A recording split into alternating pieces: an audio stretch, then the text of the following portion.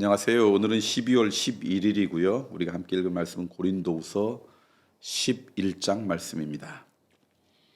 바울과 거짓 사도들. 원하건대 너희는 나의 좀 어리석은 것을 용납하라. 청하건대 나를 용납하라. 내가 하나님의 열심으로 너희를 위하여 열심을 내노니 내가 너희를 정결한 처녀로 한 남편인 그리스도께 드리려고 중매함이로다. 그러나 나는 뱀이 그 간계로 하와를 미혹한 것 같이 너희 마음이 그리스도를 향하는 진실함과 깨끗함에서 떠나 부패할까 두려워하노라. 만일 누가 가서 우리가 전파하지 아니한 다른 예수를 전파하거나 혹은 너희가 받지 아니한 다른 영을 받게 하거나 혹은 너희가 받지 아니한 다른 복음을 받게 할 때에는 너희가 잘 용납하는구나. 나는 지극히 크다는 사도들보다 부족한 것이 조금도 없는 줄로 생각하노라. 내가 비록 말에는 부족하나 지식에는 그렇지 아니하니 이것을 우리가 모든 사람 가운데서 모든 일로 너희에게 나타내었느니라. 내가 너희를 높이려고 나를 낮추어 하나님의 복음을 값없이 너희에게 전함으로 죄를 지었느냐? 내가 너희를 섬기기 위하여 다른 여러 교회에서 비용을 받은 것을 탈취한 것이라.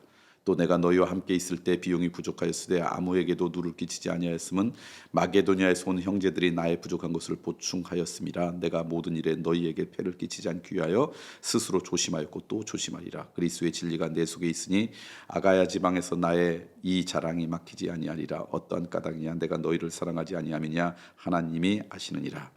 나는 내가 해온 그대로 앞으로도 하리니 기회를 찾는 자들이 그 자랑하는 일로 우리와 같이 인정받으려는 그 기회를 끊으려 함이라. 그런 사람들은 거짓 사도요 속이는 일꾼이니 자기를 그리스도의 사도로 가장하는 자들이니라.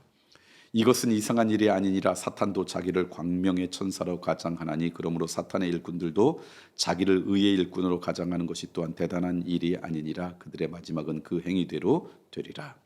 바울의 참된 자랑. 내가 다시 말하노니 누구든지 나를 어리석은 자로 여기지 말라. 만일 그러하더라도 내가 조금 자랑할 수 있도록 어리석은 자로 받으라.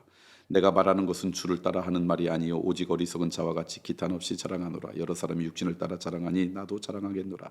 너희는 지혜로운 자로서 어리석은 자들을 기쁘게 용납하는구나. 누가 너희를 종으로 삼거나 잡아먹거나 빼앗거나 스스로 높이거나 뺨을 칠지라도 너희가 용납하는도다. 나는 우리가 약한 것 같이 욕되게 말하노라.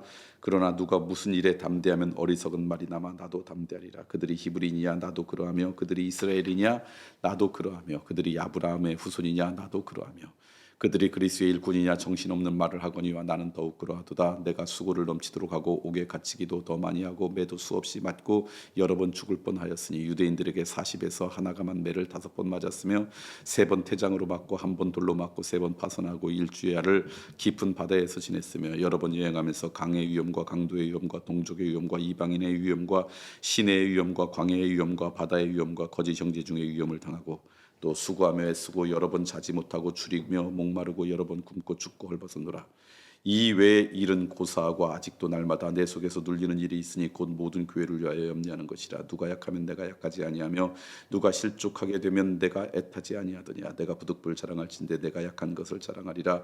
주 예수의 아버지 영원히 찬송할 하나님이 내가 거짓말을 아니하는 것을 아시느니라. 다메섹에서 아레다의 왕의 고관이 나를 잡으려고 다메섹 성을 지켰으나 나는 광주를 타고 들창문으로 성벽을 내려가 그 손에서 벗어났노라. 아멘. 오늘 고린도후서 11장 말씀, 사도 바울이 고린도 교회에게 자기 스스로에 대한 이야기를 하는 그런 말씀입니다. 근데 1절을 이렇게 시작하네요. 너희는 나의 좀 어리석은 것을 용납하라. 처가건대 나를 용납하라. 굉장한 용기죠. 사도 바울이 스스로 내가 좀 어리석다. 그러니 너희들이 긍휼의 마음을 보고 나를 좀 받아줬으면 좋겠다. 나를 좀 받아줬으면 좋겠다. 우리가 살아가면서 정말 필요한 삶의 자세가 아닌가 싶습니다. 오늘 우리는 내가 정말 지혜롭지 못하고 하나님의 능력 가운데 있지 못할 때는 연약한 인생이라는 것을 고백하고 누군가에게 용납받기를 원하는 그런 마음도 가져야 되고요. 반대로 우리는 누군가를 좀 용납하려고 하는 마음을 좀 가져야 돼요. 그게 주님의 마음이죠. 하나님은 우리를 완전하고 완벽한 사람의 잣대로 우리를 판단하지 않습니다. 그러면 저나 우리 모두가 단 한 사람도 구원받지 못했을 거예요. 하나님은 우리의 연약함을 아세요. 그 연약함 가운데 하나님의 사랑을 받아들이고 하나님의 은혜 가운데 가기를 소망하는 우리의 그 고백을 귀하게 여겨서 하나님의 자녀로 삼아주셨죠. 그러므로 우리가 하나님 앞에 용납받은 인생이라 그러면 그 마음을 갖고 누군가를 용납할 수 있는 인생 되었으면 좋겠다. 두 번째, 사도 바울의 두려움이 하나가 뭐냐면 너희 마음이 그리스도를 향하는 진실함과 깨끗함에서 떠나 부패할까 원하더라. 사도 바울은 우리의 마음이 부패하지 할 것을 두려워하였어요. 부패하지 않았으면 좋겠다. 마음이 썩지 않았으면 좋겠다. 그런데 언제 마음이 썩는지 그 이유가 있어요. 우리가 그리스도를 향하는 진실함과 그리스도를 향한 마음으로부터 떠나면 부패한대요. 그러니까 예수 그리스도를 향한 우리의 마음이 있을 때는 그 마음 때문에 우리의 연약하고 쉽게 부패하는 마음들이 유지되지만 우리의 마음이 예수님을 떠나는 순간 우리는 부패한대요. 우리의 생명의 근원이 주님이라는 거죠. 저는 예수님을 향한 우리의 마음이 무뎌져서 우리의 마음이 나도 모르게 부패해지는 안타까움이 없었으면 좋겠다. 이게 이제 두 번째 여러분과 함께 나누고 싶은 말씀입니다. 그리고 또 하나 나누고 싶은 것은 그거예요. 오늘 사도 바울이 그 마지막에 이렇게 이야기해요. 부득불을 자랑할지인데 내가 약한 것을 자랑하리라. 그러면서 주 예수의 아버지 영원히 찬송할 하나님이 내가 거짓말 아니하는 것을 아시느니라.